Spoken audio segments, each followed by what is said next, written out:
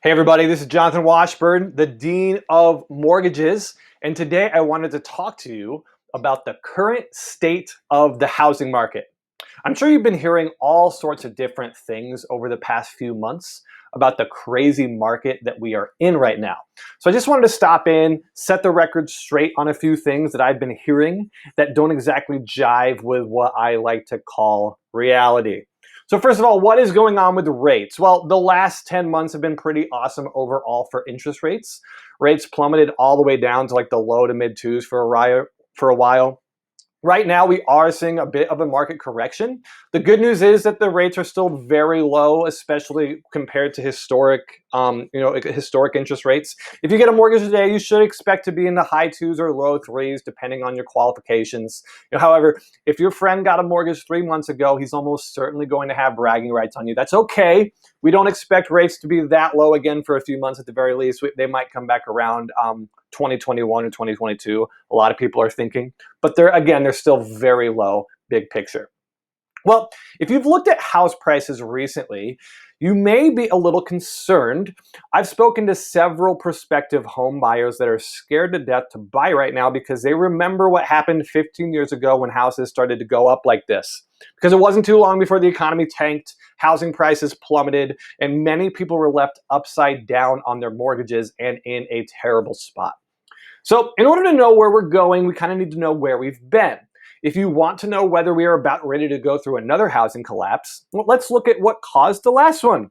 From a big picture standpoint, and again, I'm being very general here, I want to mention three macro factors that caused the collapse in the late 2000s. I'm sure you've already known about the first two issues, but the third one might actually surprise you. So in summary, I think that we can blame the last crash on three things: bad banks, bad appraisers, and believe it or not, Roe v. Wade.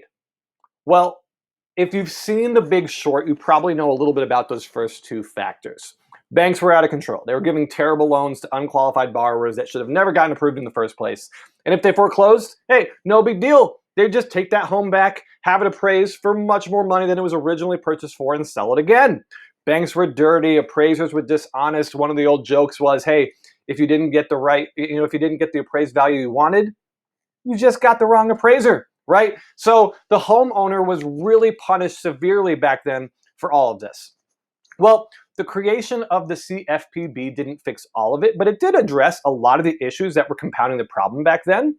However, one thing that seldom gets talked about may have had just as big of an impact, and that was the changing demographics of homeowners back at the end of the last decade. See, one of the most important drivers of the housing market is new homeowners. Let me explain. Let's say that all 13 of these houses in this little picture right here go up for sale.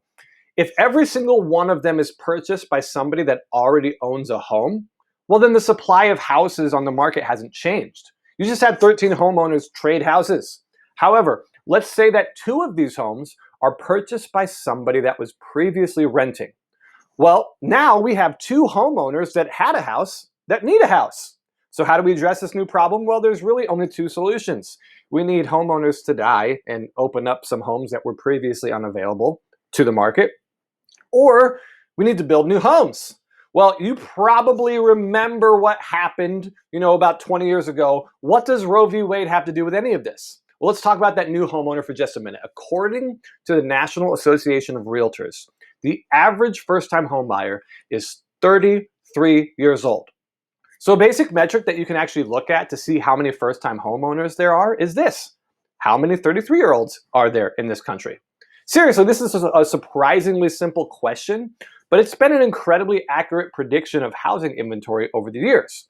Well, in the 5 or 6 years after Roe v. Wade was legalized, the birth rate in our country dropped pretty significantly. Well, that generation that was born in 1973, 1974, 1975, how old were they or what year was it when they turned 33? 2006, 2007, 2008. This coincides almost perfectly with this housing market crash. And if you remember back to the early 2000s, that is when new construction was absolutely booming. I remember new subdivisions going in everywhere as buildings just exploded. You see here on this chart that new completions are represented in orange. In 2002, more houses were built than ever before. Most of them were sold. In 2004, they practically couldn't build the houses fast enough. But then all of a sudden, look at that blue bar drop suddenly in 2006. And that stays low for the next 7 years. All of a sudden, we had hundreds and thousands of brand new houses that were built that had no buyers. The basic rules of supply and demand dictate that since the supply is all of a sudden up, the demand is going to go down and house prices are dropping.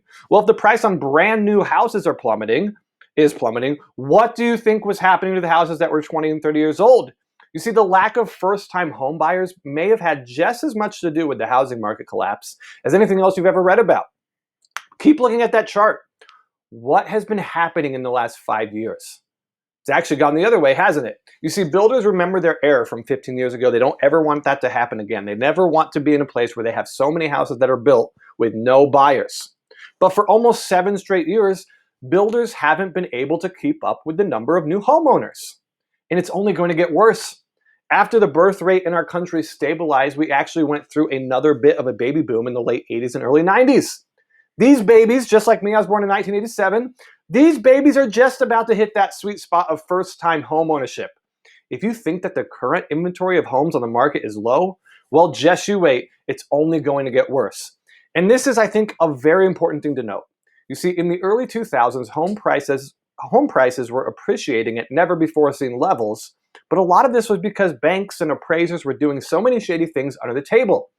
But if house values are going up solely because the supply is lower and the demand is higher, that's a much different thing. And that's kind of where we are right now.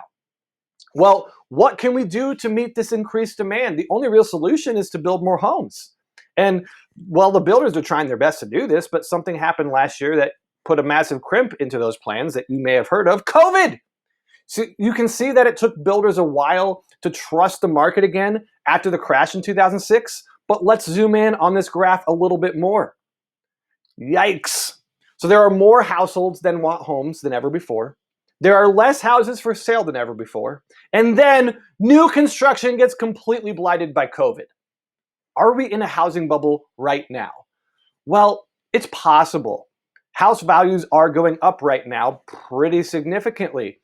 However, this bubble does not appear ready to burst anytime soon because we simply have more home buyers than we have houses available. In fact, the current available inventory of new houses has quite literally never been this low ever since Fred started tracking the metric. Let's zoom in and compare the current inventory to the housing crash. It's night and day, isn't it? So what does this mean for you, right? Well, I have a few takeaways.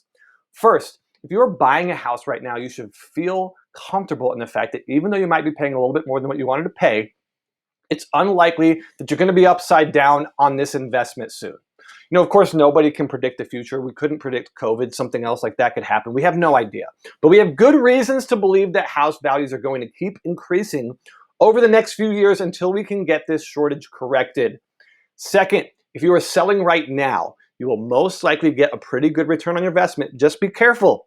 There may not be as many options available as you were hoping, so you're going to need to jump quickly when you find that sweet new dream house. And just like you might be selling your home for more than what you had thought you could sell it for, you might be paying more than you thought you would have to get that new home. Good news is interest rates are low, so you can afford more house.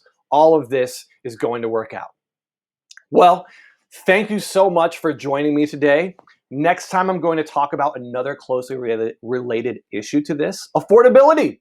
If house prices are going up, can I really afford to buy right now? Well, tune in next time to find out. This is Jonathan Washburn, the Dean of Mortgages. Please like, comment, and subscribe to my page. Follow me on YouTube at youtube.com/the Dean of Mortgages. We just topped 1,000 subscribers last week. Thank you so much for your support. I look forward to getting in the classroom with you again in the future. This is Jonathan Washburn, Dean of Mortgages. Thank you again. School is out.